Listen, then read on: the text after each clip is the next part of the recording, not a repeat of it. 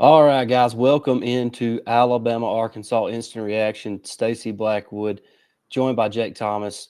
Jake, Alabama sweats out a victory over the Razorbacks when they should have ran away with the game in the second half.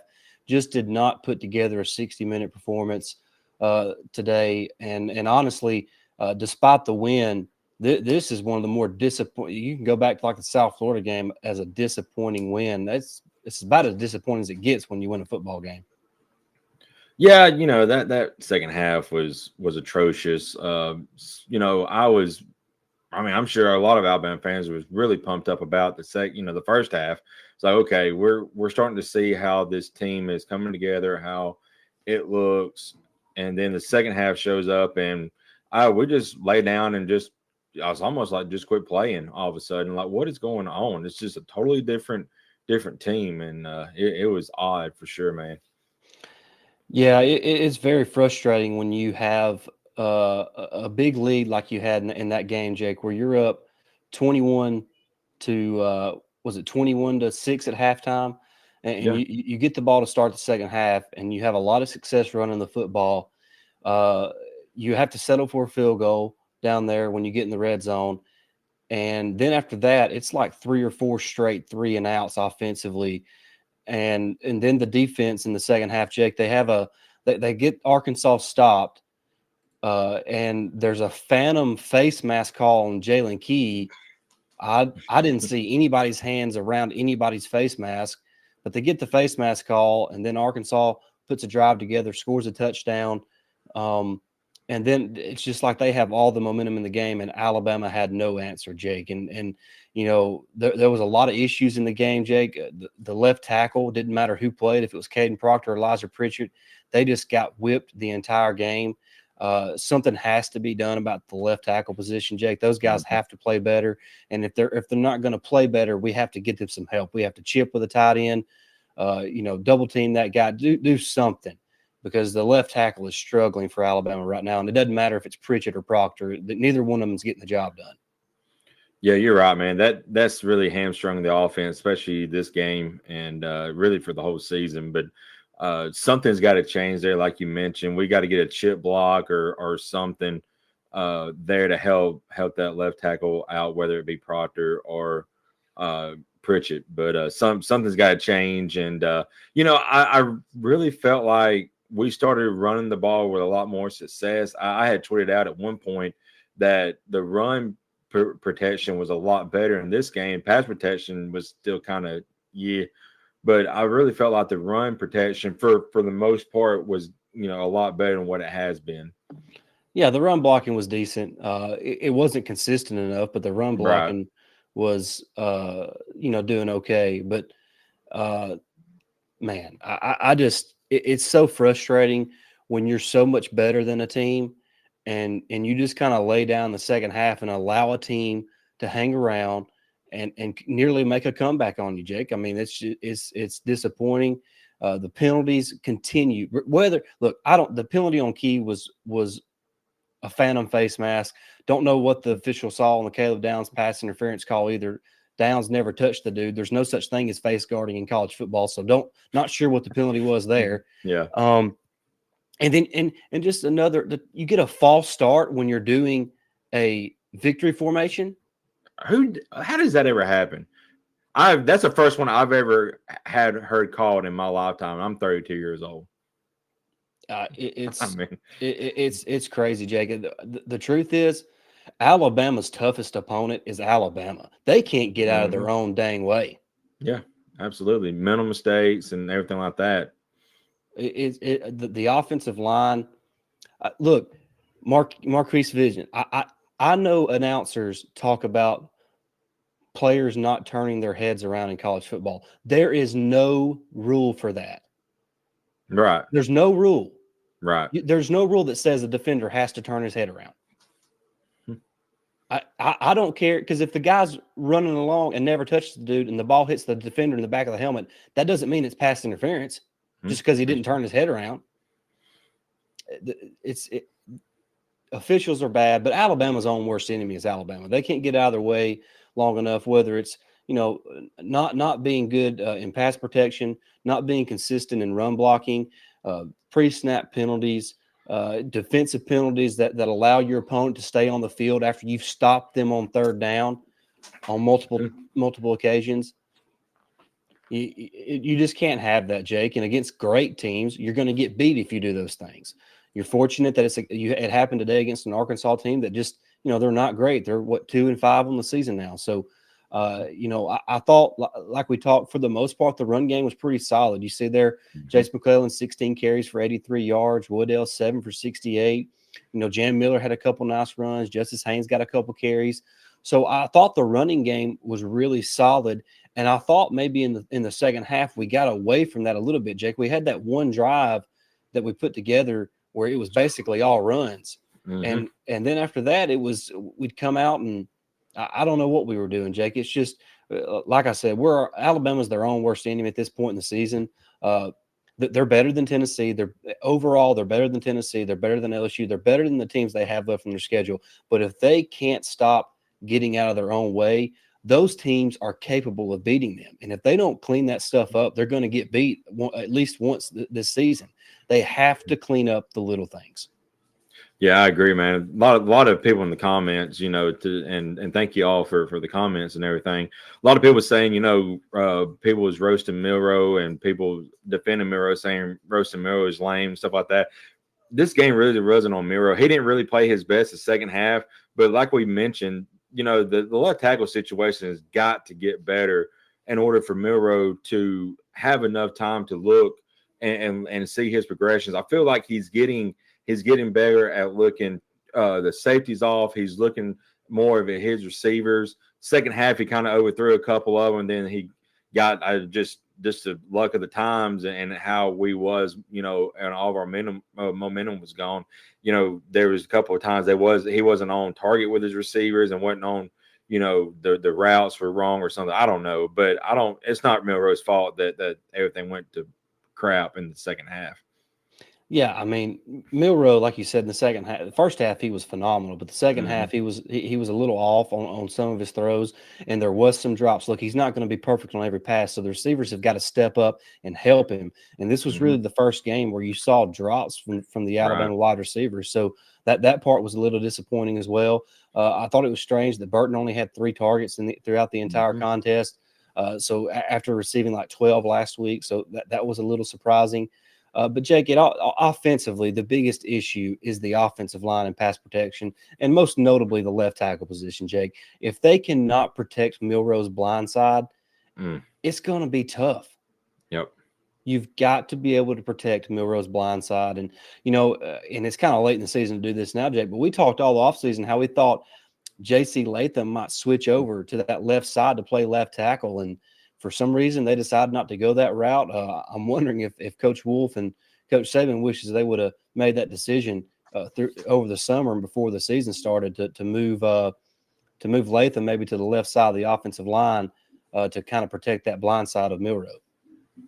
Yeah, you're 100% right, Stacey. I really think, you look at previous teams, when you have a stud right tackle, usually they get moved to the left side to help out a quarterback and protect his blind side, the next season when you got someone stepping in. But they just didn't do it this year with Latham. I just don't know if I don't know what the situation was at that time, but I would much rather have an experienced left tackle there to protect Jalen's blind side and have maybe a true freshman at right tackle. At least Jalen can see that guy coming. When he's behind you, I know a quarterback's got to feel the pressure and all that, but I mean, it's constant. And everybody makes fun of or talks about Jalen running out to his right. Well, he can't run left because, there's a guy bringing down his neck. So most of the time, you've got to take what you get there. And it's unfortunate. I really think Caden Proctor is going to be good, but throwing him into the season as a true freshman at left tackle, it's kind of risky, and it's kind of backfired so far, it seemed like. Yeah, but you can't use the excuse that he's a freshman anymore. He's played a bunch of football now. He's played 7 games. He's played a bunch of football. The excuse of him being a freshman is over. He's seen enough now. He's got to make strides. He's got to have better feet. He's got to be quicker on his strikes. He can't allow guys to consistently beat him on the edge early, and then they whip him with counter moves on that late in the game. That has to be better. And just I don't understand why we have not sent help his way more often than what we have this season. Maybe do more max protections if you got to, especially with the way that Milroe can throw deep. When you're throwing it, max protect. Run Right. 3-man routes instead of 4 or 5-man routes. I just do something to help this offensive line and pass protection. Haven't really seen that yet. It's definitely something they're going to have to work on. But look, you get the win. Winning is all that matters. It wasn't pretty. I do think that Alabama kind of took their foot off the gas there in the second half and allowed Arkansas to kind of hang around longer than what they should. And then once Arkansas put that drive together, aided by the 2 Alabama penalties, they just had all the momentum, and Alabama had been out of their zone for so long because they took the foot off the gas that it allowed Arkansas to get back in the game that really probably should have finished around 42 to maybe 13 or so. And if Alabama would have continued to keep their foot on the gas to start the second half. So, look, this team still can win every game the rest of the way. They have to play better, and they have to play more consistent for a 60-minute period. That you can't play well for 30 minutes and then expect everything to just come to you easily in the second half. That's just not going to happen against good teams. Yeah, and one thing I mentioned, on in a group chat I'm in, Stacey, that what happened in the second half, it sucks for sure. But if it was going to happen, I'm glad to see adversity with this team. How do we respond to adverse situations? And I mean, we have lost all momentum. Arkansas was just going up and down the field. We needed a stop on defense, especially that last defensive stand. They did get a first down, maybe 2, but we held tall. And I said, this is where you find out where your playmakers are at. And in that drive, Dallas Turner made the biggest play of his life in that game, and he got that sack on Jefferson. So, talking about a leader, Dallas Turner's a leader. And then the ensuing drive, I think it was like it might have been 2nd and 8, or it might have been 3rd and 6, something like that. And Milroe, it was a second down play because we threw the ball. And I was like, what do we do? And he just lobs it over the defense right into Knoblack's hands right at the first down marker, and it's still the game. I was like, my gosh, talking about leadership. That's why I wanted to see. We lost all the momentum. You have, adversity come in. Who's going to be the leaders of this team to say, hey, we're going to make a stop, and this is going to be how we are moving forward into the season? And I felt like we saw some leadership today. Well, but Jake, offensively, they stunk it up in the second half. They did. They did. They stunk it up. And you cannot play that way. But 3 points in the second half against this Arkansas team is completely unacceptable, if I'm just being honest. It's unacceptable. And they have to get better. Look, and everybody, I love it how everybody wants to blame somebody. It's the team. It's not just one guy. It's the team. There's no I in team, guys. Look, was Milroe's accuracy a little bit of a problem? Yeah, it needs some work. There's no doubt about it. But guys also dropped the ball. The left tackle also missed some blocks. So it starts with the offensive line.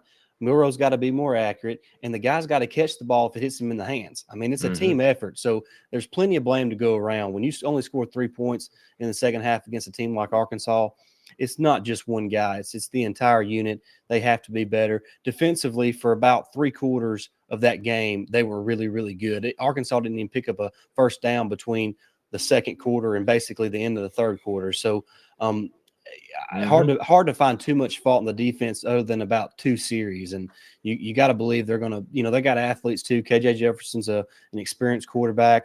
Taron Arnold has a chance to really kind of ice the game, I believe, if he can sack Jefferson on that play. Oh, man. And instead of going low, 180-pound Taron Arnold tries to go high on a 250-pound quarterback. That's just – you can't do that, Jake. Go low. But here's the thing. The rest of the Alabama's defenders, I don't want to say they quit on the play out of laziness. They quit on the play because they thought the whistle would be blown because they sat back there and wrestled for about 30 seconds. Right. Yeah. And 99.9% of the time, the plays are blown dead, but they Yep. continue to let that play happen. So then there was nobody that come to help Arnold make the play because they thought the play would be over. And so it's just one of those unfortunate plays where Arnold probably should have just went low, get the sack on Jefferson. Instead, he tries to go high, and Jefferson's going to win that battle, every single time because he puts, he's got 60 pounds on the dude. So, Yeah. It was just one of those weird games, Jake, where Alabama could not get out of their own way. And, that's something we've said over and over again for the past season and a half, Jake, and they've just got to clean it up. I don't understand what's going on. If it's immaturity, if it's just lack of discipline, but I don't know what the problem is, but they got to stop getting in their own way. I agree, Stacey. Something's got to change, and they got to, the miscues, the boneheaded penalties and stuff like that. They got to get cleaned up as well moving forward. Yeah, no doubt. I put a couple polls in the chat. One is, did the performance make you nervous moving forward? 11 votes for yes, 4 for no. Also, will Alabama beat Tennessee next week? 5 yes, 1 no. Obviously, it's a long way until next Saturday, but right now, Jake, I still think Alabama is going to beat Tennessee. I think they're just a better overall team than Tennessee. They get the game at home. It's a kind of a revenge factor, but so right now I would lean Alabama in that game. Kind of see what Tennessee's made of this afternoon against Texas A&M. So that'll be fun to watch. It should be kicking off, as we speak. But anything else that you think we need to tie up on this game real quick? One thing that I just want to mention, a lot of talk is the defense. Obviously, I just want to look at, KJ Jefferson, 150 yards passing, and they didn't really get going on all rushing the ball either. And right here, let's see if I find it. We had, where was it at?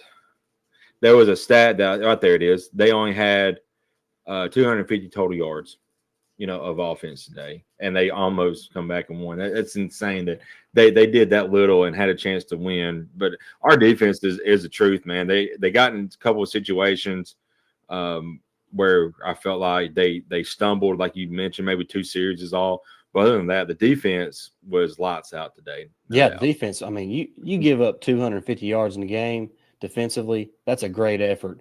Those 21 points are a little misleading for the way that the Alabama defense played. I thought the defense played pretty well for, like I said, really 3/4 of the competition, if not more.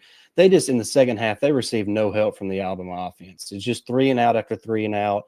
They get one good drive going, and they get in the red zone, have to settle for 3 when they should have punched it in, Jake. They punched it in for a touchdown right there, and the game is completely different. They go up 28-6 in the third quarter. They have all the momentum, but instead they have to settle for 3, and they let Arkansas hang around, get a couple penalties. Arkansas gets a touchdown, and before you know it, they have all the momentum. The offense can't get anything going, and the defense is having to play the entire second half. So it's just the offense has got to help the defense out a little bit, Jake. This defense is elite enough to carry them to the national championship. The offense just has to be good enough.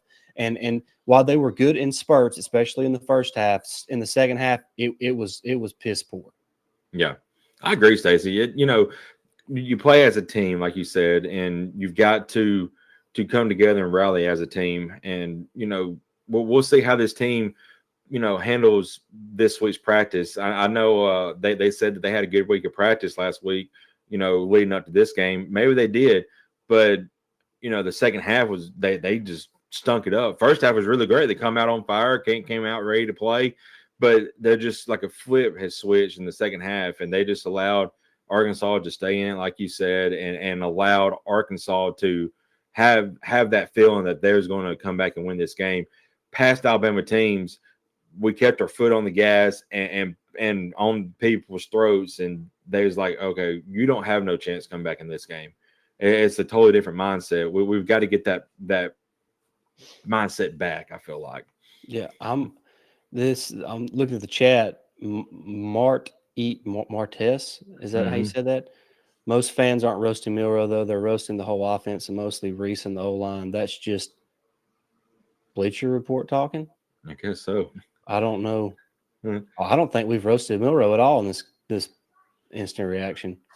I mean, Milroe was the was the offensive player of the game to me. I mean, I don't know if that was a shot at us because No. We haven't roasted Milroe once. No, we just said he's got to get better, and everybody thinks that he's got things he's got to work on.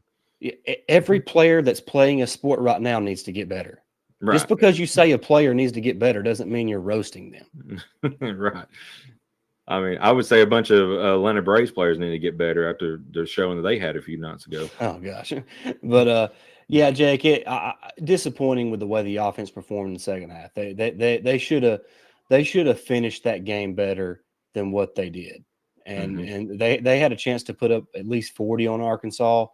They just didn't execute well in the second half. And, I do want to give Arkansas some credit, Jake. They kept fighting. They're a tough team. It's really indicative of what Arkansas is and what Sam Pittman has done there in Fayetteville. He gets his team to play hard for 60 minutes. And, you knew they weren't going to back down. You knew guys like KJ Jefferson was not going to back down. So, props to those guys.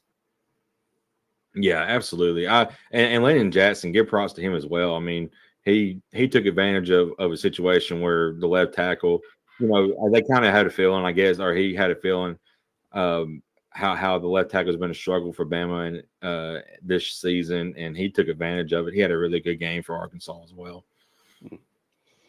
People are talking about the lead going into the chat. Says so. I guess Bleacher Report has something about Milroe leading to our chat before they get in here. I haven't really seen it, so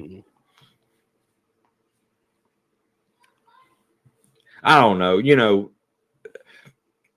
We enjoy doing this with Bleacher Report. They may have a different opinion than ours, but that's the thing. Everybody has an opinion to say what they want, but like Stacey said earlier, everybody that's playing some kind of sport right now has to improve. Because I mean, you really think Michael Jordan was the greatest at what he did because he stopped practicing and he stopped improving? No, he's the greatest because he continued to work at his skill and work his tail off. That's what you got to do. You got to improve each and every game and do something that will make people talk about you for years to come. Yeah, I didn't when they were saying I thought they were talking about us and how we were talking about we love Milroe. Look, he's playing about as good as he can play right now. I mean, the dude's got a lot of room to grow, got a ton of potential. Did he play great in the second half? No, but neither did the offensive line, and the receivers didn't help him either. Look, there was a couple plays. Look, were the balls perfectly thrown? No, but they hit him in the hands. And if they hit you in the hands and you're on scholarship at Alabama, you got to catch it. Yeah, that's right. I think it's Tijuana says you guys are great. Appreciate that. Said all facts. Does anybody believe this team can beat LSU, Tennessee, and Georgia? Well, I mean, if you mean like the team that showed up today, then no. But you can't just base it off today. You got to base off what you've seen over the course of 7 games. And I think when they play their best, they're as good as anybody in the country. I really believe that because defensively, their defense is Alabama's defense is elite. They're going to keep them in every single game. The offense has to get out of their own way and make the plays that are there to be made. And if they do that, they can beat anybody in the country. Yeah, I agree 100%. I mean, we had the talent. We just, and like we said, we have said probably on an instant reaction show, probably for the last couple of weeks now, but we are an unfinished product. We're not done growing, and we're not the best that we can be as of yet. I feel like we can continue getting better, and I feel like we will. And everybody matches up differently against anybody. So yep. It's all about matchups. Yep. Right. And I feel like we match up well for, against Tennessee, LSU, and Georgia. So we'll just, if we get an opportunity to play, we know we're going to play Tennessee and LSU, but if we get the opportunity to play Georgia, we'll see how we do, No doubt about it. All right, that's going to wrap up our instant reaction, guys. Thank you so much in the chat for joining us. It was a lot of fun. Hopefully Alabama kind of gets it back together and plays a little more consistent next week on the 3rd Saturday of October against the Tennessee Volunteers. Been a lot of fun to do this. Thanks to Bleacher Report for allowing us to do this each and every week for our post-game instant reaction. So I really enjoyed it, Jake. A win is a win. You got to take them every chance you get. Even if you win by 3, it's a win. And I'll take a 3-point win every day out of the week if it means you win. So big win for Alabama. They're now 6-1 in the season, 4-0 in SEC play, and everything they want is still ahead of them. They just got to take care of business. But that's going to wrap it up, guys. Thank you so much for watching. We'll see you real soon. Roll Tide, everybody. Roll Tide.